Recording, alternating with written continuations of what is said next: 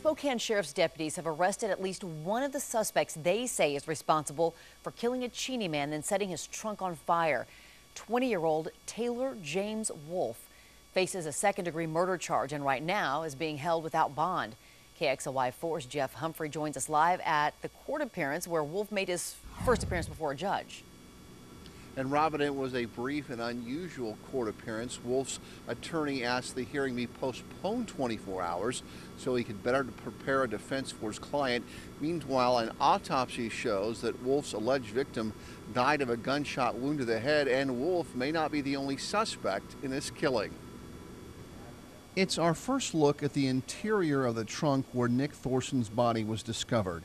The car's fenders were peeled away to allow better access to potential clues like slugs and casings.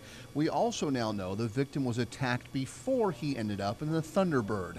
A search of this shop next to Taylor Wolf's residence turned up forensic evidence and a possible weapon. We're going to need to work on processing 2 vehicles.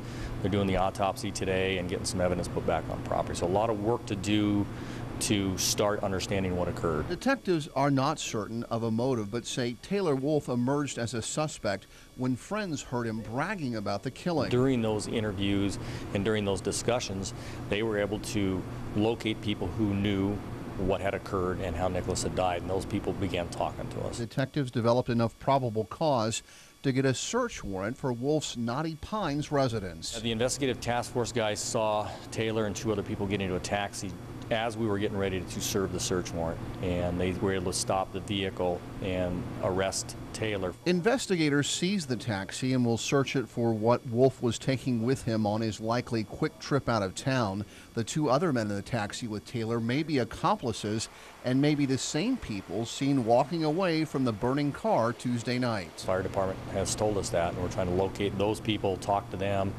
and make sure that if there's more people involved, that we figure out who they are. Wolf was convicted of residential burglary back in January and received just 16 days in jail. Wolf had stolen his neighbor's PlayStation during a snowstorm, and police say they simply followed Wolf's tracks back to his own residence. Reporting live at the Public Safety Building, Jeff Humphrey, KXLY4.